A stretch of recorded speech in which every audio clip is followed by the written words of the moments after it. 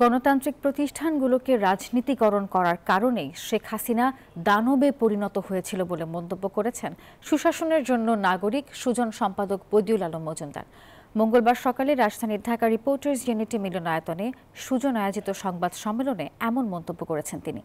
জানান, সুজন প্রস্তাবিত জাতীয় সনদ চূড়ান্তকরণে জনমত যাচাইয়ের তথ্য উপস্থাপন করা হয়। জনমত যাচাইয়ের লক্ষ্যে সংগঠনটির পক্ষ থেকে সারা দেশে 15টি সংলাপের আয়োজন করা হয়, যার মধ্য দিয়ে সংস্কার কমিশনগুলোর প্রস্তাবিত বেশ কয়েকটি সুপারিশ অন্তর্ভুক্ত করা হয়। সুজন প্রস্তাবিত জাতীয় সনদটির খসড়া জাতীয় ঐকমত্য কমিশন ও অন্তর্বর্তীকালীন সরকারের কাছে পেশ করা হবে। শেখ হাসিনা নির্বাচনের মাধ্যমে ক্ষমতা এসেছিল 2008 সালে। যদিও সেই নির্বাচন নিয়ে কিছু প্রশ্ন আছে, কিন্তু শেখ হাসিনা দানবে পরিণত হয়েছিল কেন? কারণ পদ্ধতি, প্রক্রিয়া, প্রতিষ্ঠানগুলো দানবে পরিণত করার, স্বৈরাচার তৈরি করার জন্য অনুকূল ছিল। বান্ডেল থাকলে প্রতি সেনমানিতে টাকা বাঁচবে। বিকাশ সেনমানি বান্ডেল কিনে জিতুন প্রতি লেনদেনে।